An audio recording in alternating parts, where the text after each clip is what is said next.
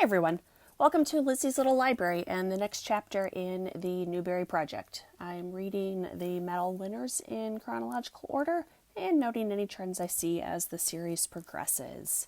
Today's book is the 1959 winner called The Witch of Blackbird Pond by Elizabeth George Spear. This is one of the books I was most looking forward to reading, but at the same time, I almost didn't really want to read it as an adult.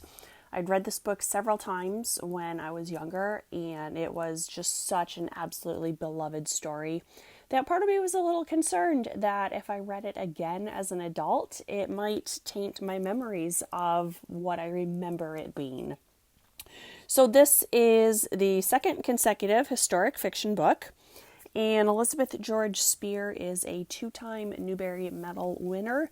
She is also a Newbery Honor winner. Other books she has read are Calico Captive. I've honestly not read that one yet. She also did The Sign of the Beaver, which is such a beautiful story. I read that one for the first time with some fourth grade students, and I was crying in class reading it with them. But this one does not make me cry. So this is The Witch of Blackbird Pond. And basically, just in a nutshell, this is the Salem witchcraft trials for children. So our story begins in 1687. Catherine, Kit Tyler, is on a ship called the Dolphin. She is sailing from Barbados to Connecticut. They get on a smaller riverboat, and a little girl's doll falls into the water. Kit thinks nothing of diving in after it. Friendly Nate, who is the first mate, teases her that people will think she's a witch because she can swim. A minister overhears and silently agrees, and Kit realizes she is moving to a completely different world. I mean, can you just imagine a world where being able to swim, you're accused of witchcraft? That is just so unbelievable. Okay, Kit's parents died when she was a baby, and her rich grandfather raised her. He died, and she is on her way to live with her mother's sister. They're the only people that she has left. The minister, who is named John Holbrook, disapproves that she can read. Again, I cannot fathom this world. Not only is he disapproving that she can read, he is shocked that she read Shakespeare. He claims Puritans read only to grow closer to God, and Shakespeare is a heathen. I mean, Shakespeare's not my favorite, but hey, reading's reading. Poor Kit, though. What a miserable existence she's moving to. Aunt Rachel and Uncle Matthew are less than thrilled to have her. They cannot understand her 7 trunks or the nice dress that she's wearing. And she chose this dress to make a good impression, but they judge her for showing off. And I don't remember her feeling so sad or misplaced when I read this previously. Poor Kit. The family's terrible. Matthew is a hothead who rules with an iron fist, constantly yelling and berating the women. Mom scurries around like an abused mouse doing his bidding. Cousin Judith blames Kit because a local boy, William Ashby, asks to call on her. Judith thought he might get around to eventually calling on her, even though he never gave any indication. Only Mercy, who's the other cousin, she is described as lame because she uses a crutch. She is the only one who is kind, and she tries to find the best in every situation. There's a lot of political talk, and they all blame Kit for being a royalist, as opposed to independentist. I don't remember all this political talk from when I read it as a child. One day, while Judith and Kit are working the onion field, Kit sees a woman called Widow Tupper. Her first name's Hannah.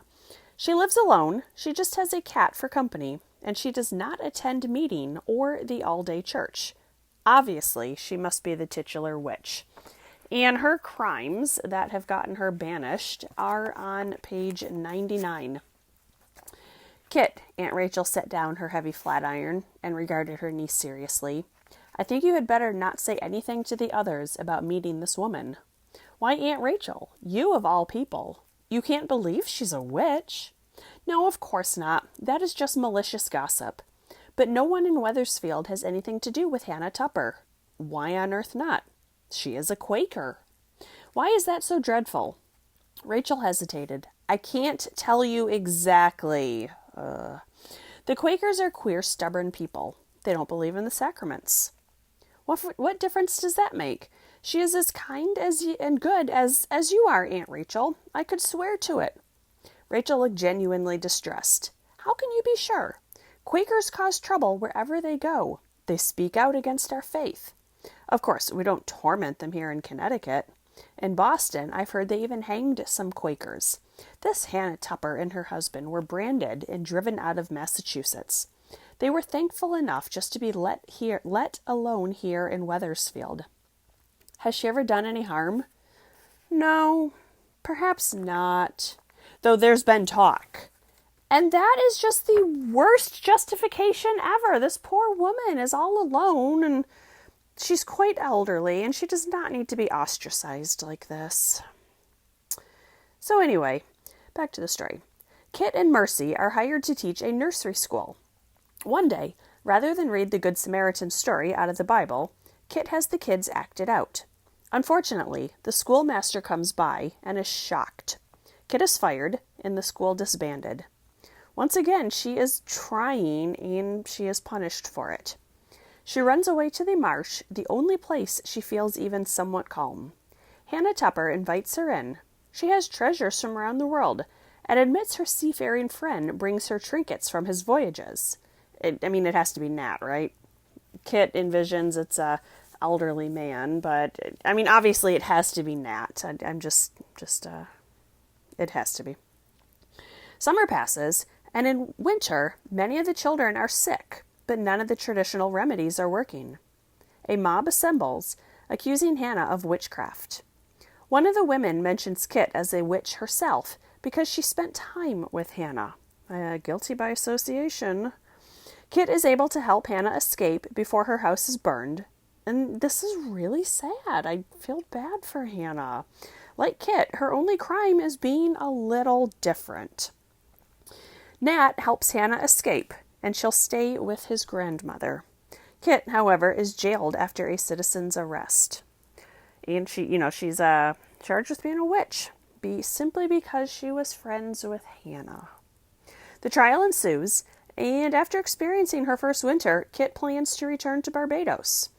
Her story, as well as that of her cousins and Hannah, their stories all end happily. The end. This book, it's hard to review. I liked it. I did like it. I think my memories of reading it as a child, I like it better in those memories than I liked it as an adult. And that really pains me to say because I just beloved story of my childhood. It was one of the handful of books that I actually owned. We were not book buyers, we were library shoppers. And, this book is super sweet. It has everything in it. It has good characters. I don't remember any of the political talk, which I didn't love. I've never really been super fascinated by the British royal family. And I can't see kids liking that aspect either.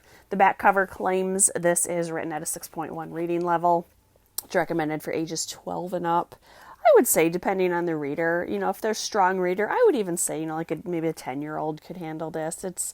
There's nothing inappropriate about it. There's a good number of multi-syllable words, which would perhaps be the only issue. But, story-wise, it's completely appropriate for children. I like that the author took the Salem witch trials. This was before that event. It was kind of a precursor, just kind of a general, here's what's going on.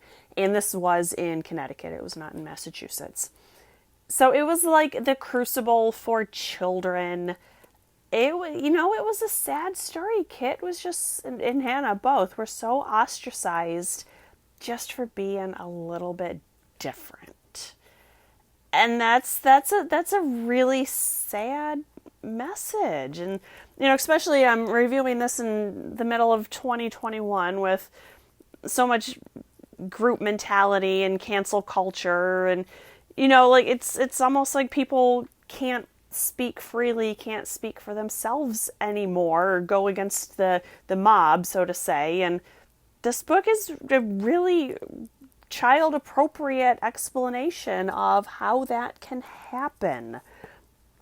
I mean, I love this book. It's, my gripes are those of an adult reader. I honestly, I can't think of a child I would recommend this to, and yet it's still on my list of recommended reading books.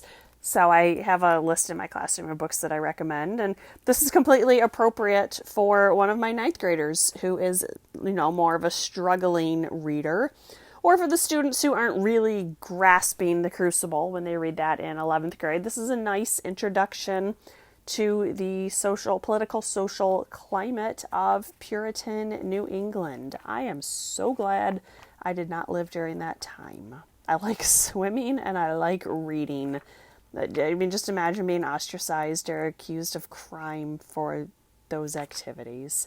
It was a sad story. Our characters are trying to do well, trying to do good things, and they're just punished every step of the way. So, I mean, this book was a bit of a downer, but I did like it, and I really recommend it for pretty much everyone. This was The Witch of Blackbird Pond. The next one is called Onion John. I have never read that book. It is written by Joseph Crumgold, who wrote And Now Miguel. Chronologically, he is the first two-time winner. So I will get you that one soon enough. And thanks for watching. See you guys soon. Bye.